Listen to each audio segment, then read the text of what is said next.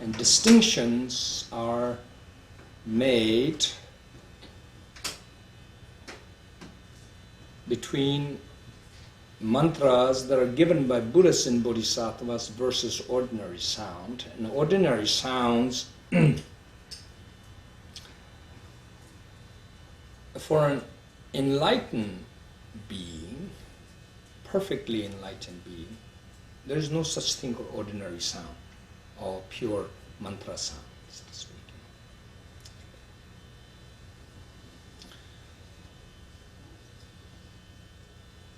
See? Now,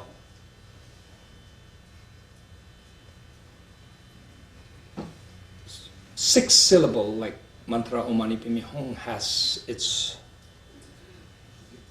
meaning, word meaning, as well as its essential meaning.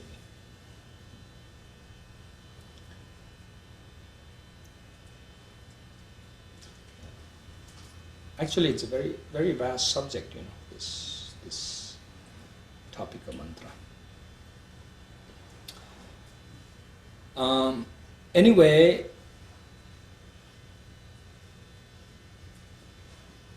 there is understanding that as far as the sound is concerned,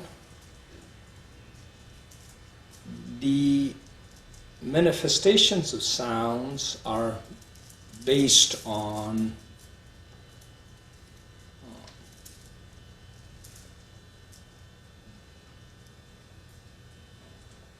consonants and vowels.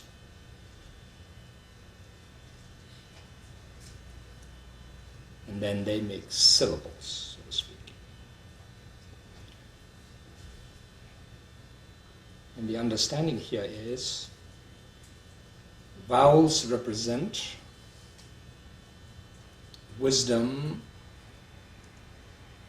of understanding the emptiness nature of phenomena, whereas consonants represents skillful means.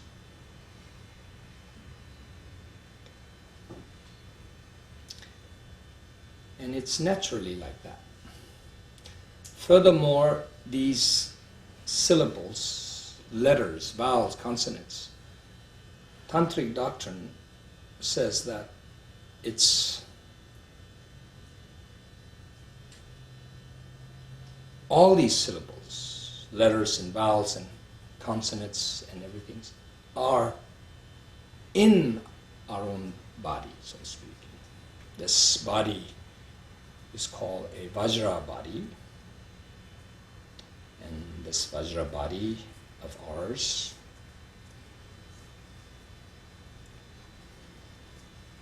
human form, constitution, has naturally all these letters in. Letters are in the body in the shape of letters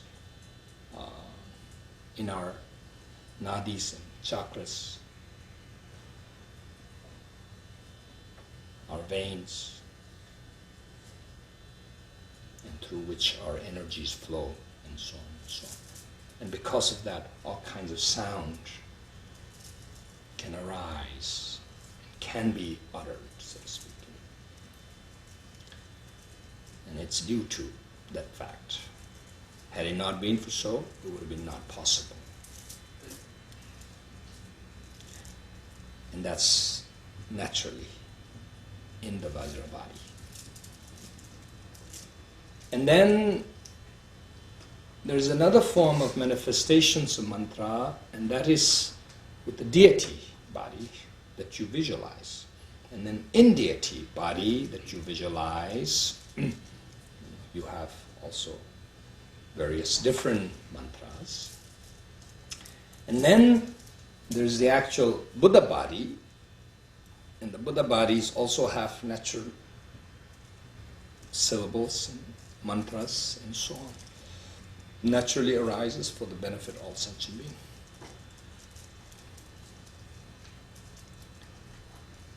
And then finally, verbal mantra we have, you see. The mantra mantra that we verbally speak out, a sound. Sound that can be heard, understood, and has some sense of effect. However, it does not have a tangible form. And it's the sound is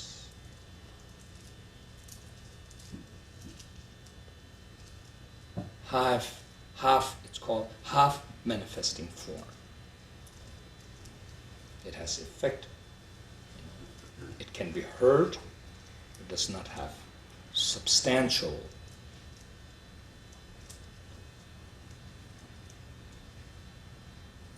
mass, so to speak.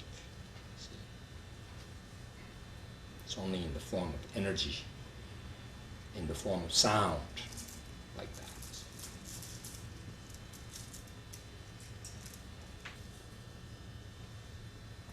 Sound of mantra, sound has power.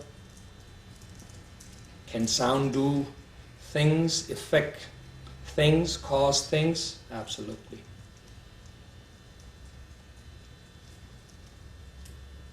Positive and negative, it can absolutely cause.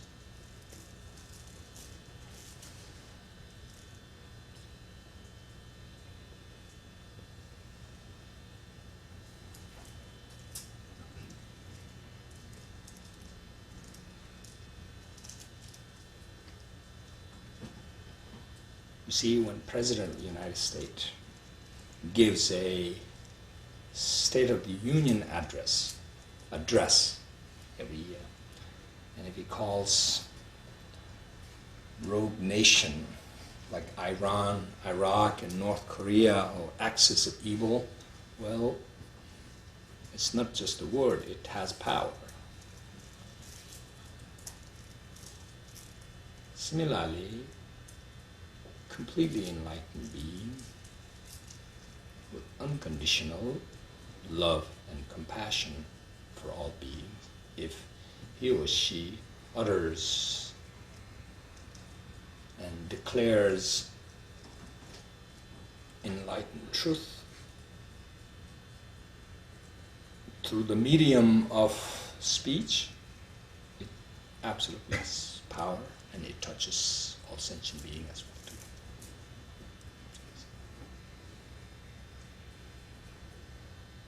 So mantra, no question, has a lot of power. Sound has power. Sound has. See, as I was mentioning earlier, the general understanding is all sound can be a mantra. But then here we are actually talking about specifically in mantra that are blessed by the Buddhas. So, in this regard, there's a certain categorization of mantra. Mantra with Buddha's blessing. Perfect Buddha's blessing. Because perfect Buddha understands perfectly how things work and what could work. And so therefore, he could bless and he could put together things, and that does the magic for those who have a right state of mind. And if he or she can accept that and put it into practice, pray, recite, etc., then magic works.